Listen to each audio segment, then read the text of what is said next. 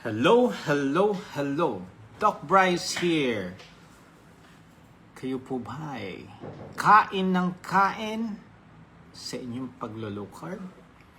Please, pakishare muna itong live ngayon. Pag-usapan natin how to do fasting. Okay. So, ano importansya ng fasting na ginagawa natin? Kaya nga yung sinasabi ko palagi, no? Eat when hungry. Stop when full. And of course, chew your food properly. Okay? Let's talk about yung how to do it properly. Okay? Marami sa atin, no? When we do intermittent fasting, you will, others, majority, break their fasting by eating high carbs. Mali na yun. Nako, ang hirap mag-fasting when you focus more on carbohydrates. No? So, when you follow a low-carb lifestyle, fasting is easier. Mas madali pong mag-fasting, no? Kapag ginawa ng tama ang low carb with protein, with fats, no? Ang importante diyan is you need to focus muna sa food bago yung fasting. Sabi ko nga sa mga ibang patient ko, do the low carb properly, fasting will follow. So parang domino effect siya. Okay? So, ang simple lang niya. Kung gutom, kumain. Then, pag busog na, stop. Paano mo malalaman kung busog ka na? Okay? Yung iba kasi, hanggat hindi napupuno yung tiyan, hindi tumitigil. Okay? You need to savor all your food. Chew it properly. No? Huwag yung nagmamadali. Maraming nagmamadali sa atin. So, why eat when hungry and stop when full? Bakit, no? Your body has a natural hunger and fullness signals. So, when you are in high carb, pansinin ninyo, every hour, every 2 hours, or yung iba nga dyan, every 3 hours, nagugutom agad. But when you do the low carb lifestyle, nagugulat kayo in after a week or 2 weeks, majority dyan, papansin nila, hindi na sila nagugutom. So, uy, hindi ako gutom. So, kinabukasan, you feel lighter, walang mabigat sa tiyan. No? Ang importante nito, marami nag-heal sa atin. So, minsan, we ignore this, no? Yung eat when hungry, stop when full. We ignore. Bakit? Emotional na problem. Minsan yung habitual. Di ba? May oras na tayo ng mga kakain. Alas 7, may lunch, may dinner. Madalas, sa Filipino, no? Mayroon pang mga merienda in between. Snacks ang tawag dyan. Okay? If not hungry, why eat snacks? Di ba? So, madalas, yung emotion naman. Sabi, paggalit, no? Palaging gutom, kain ng kain. So, we need to stop it. Okay? So, if you are frequently eating, even when not hungry, pinapatigil ninyo ang pag-burn ng fats. Why? No? If insulin is constantly high, yan palaging repeating na kain ng kain, mas nag-i-store ng fats. It does not burn. Okay? So, your body will stay in a fat storage state or mode, hindi nagbe-burn ng fat efficiently.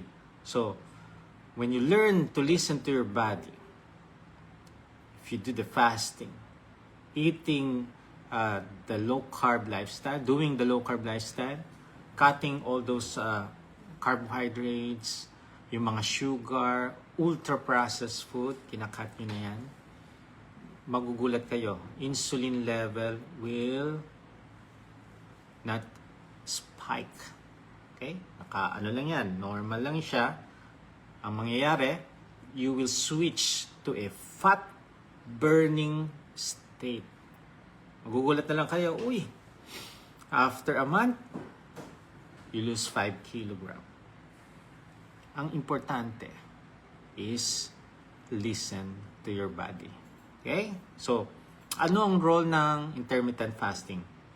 Fasting gives your body time to lower your insulin level and shift to a fat burning mode. Okay? During fasting, merong autophagy. Okay? Healing.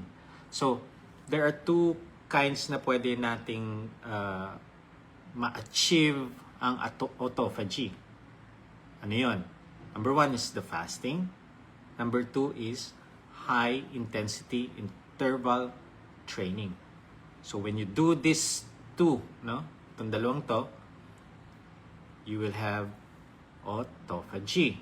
So, ito yung activation ng autophagy, your body, natural cell repair and clean up system. So, natural siya. Nangyayari yan when you do high intensity interval training and fasting. Tandaan natin, to fasting, not starvation. Hindi po starvation ang gagawin natin. It's a metabolic rest when you do fasting.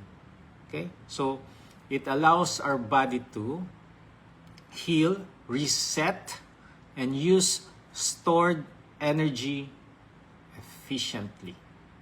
Okay?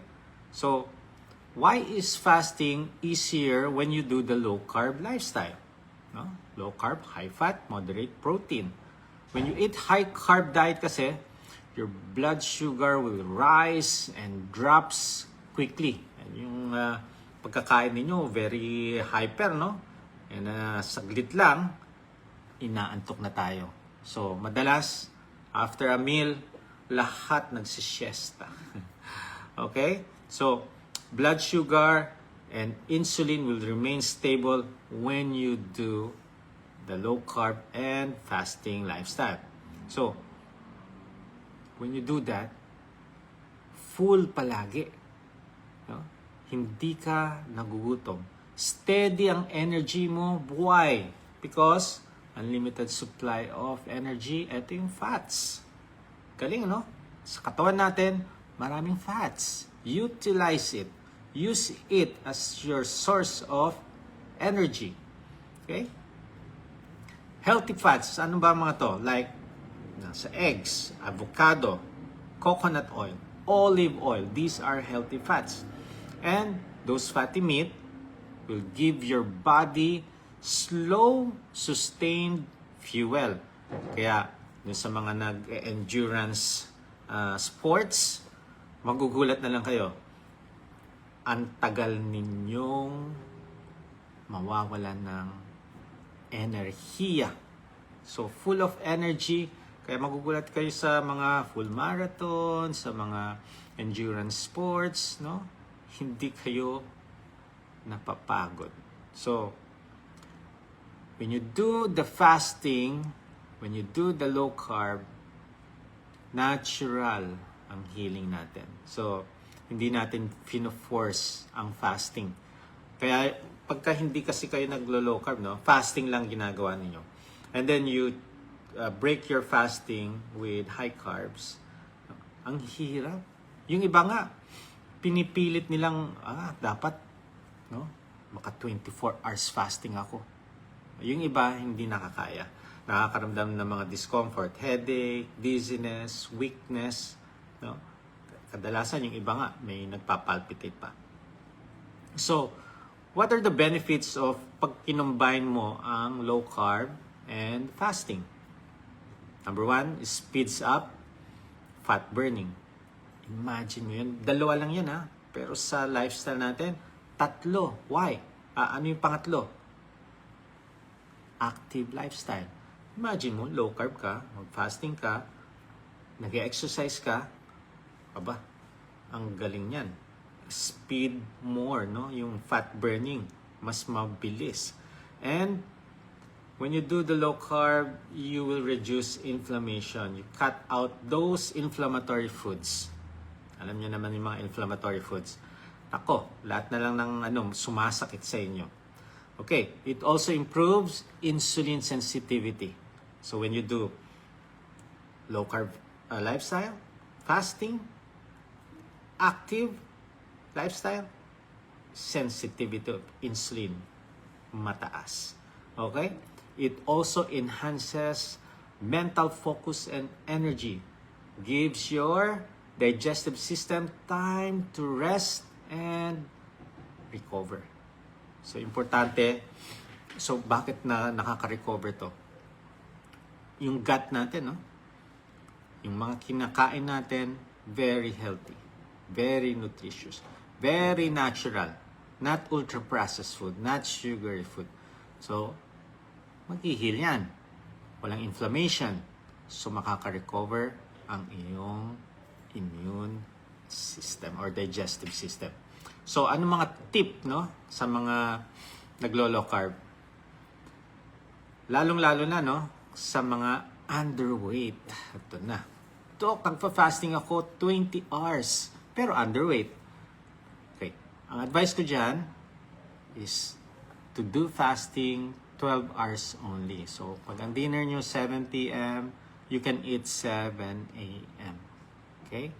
Para maka-gain ng timbang. Kasi pagka hinayaan yung underweight po tayo, no? Bumababa po ang immune system natin. So, mas prone to illnesses, sickness.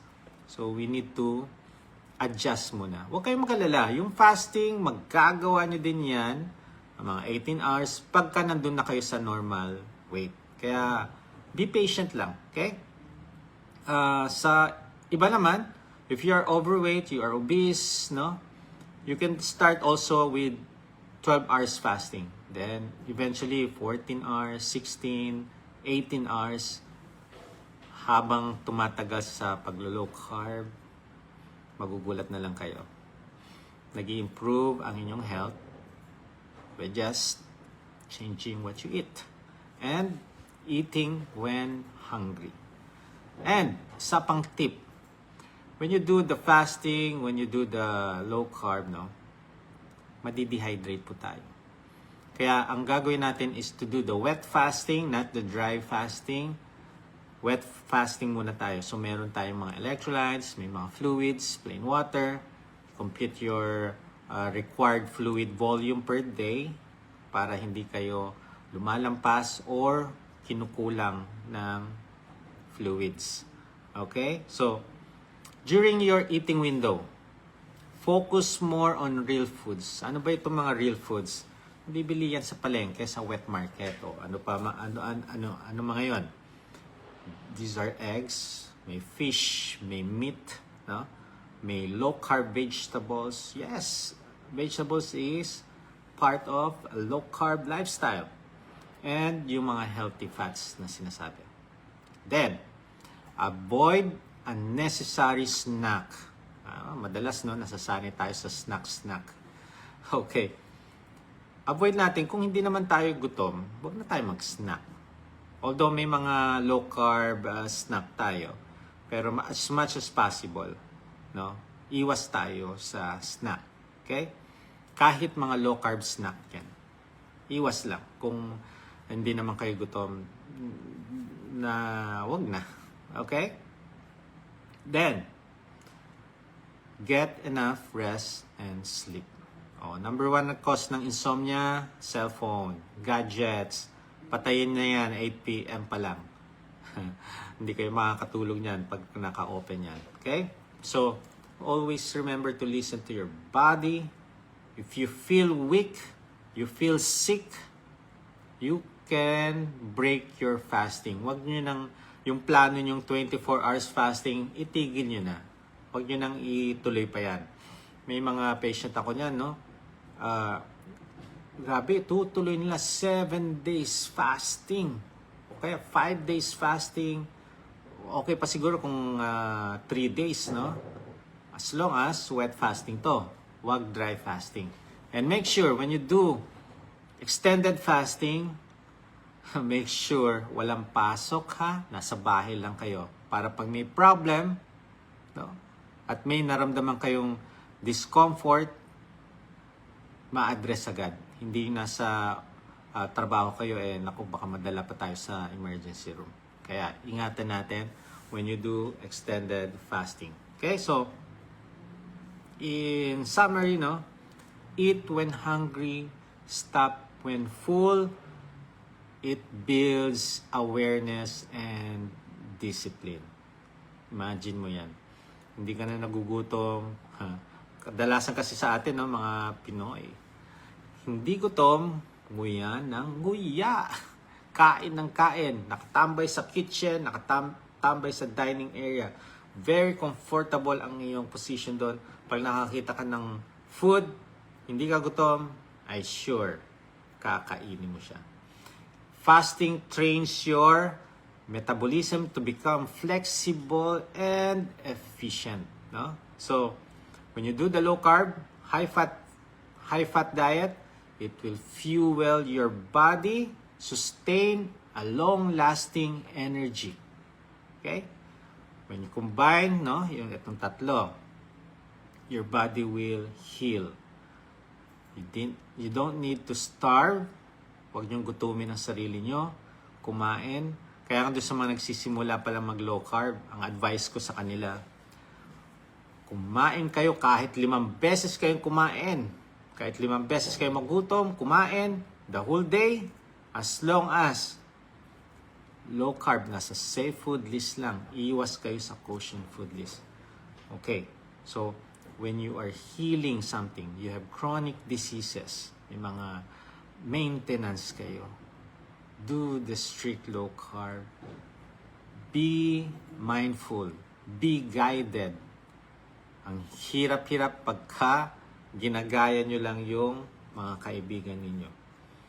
Hindi tayo pare-pareho ng katawan. So, pag may mga problem, mag-arise, no? Naguguluhan na tayo, nalilito na, natatakot na. Okay, di balik ulit tayo sa high carbs. Yun ang nangyayari. So, madalas, karamihan sa atin, hindi nag-pursue ng low carb lifestyle. Kakat na bumabalik ulit sa high carb. So, listen to your body. Don't eat by the clock. Yung oras, because, no, dati na yan. Kung hindi kayo gutom, huwag kumain. Kung gutom, kumain. Tapos ngayon yung mabuti. So, fasting becomes easier when your low carb or your meal is low carb, high in fats, moderate in protein. Your insulin will stay low. Mababang insulin. Your body will stay calm and satisfied.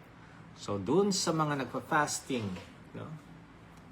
Dun sa mga may chronic disease, paki-share po itong live. This is another additional knowledge for you na i-assimilate, gawin, at makita ninyo ang pagbabago. Kaya nga, adapt to this lifestyle, and definitely, your body will evolve a healthier you. So, importante dyan, have an open mind, no? Cut all those inflammatory foods. Do fasting, do the low carb lifestyle, and exercise.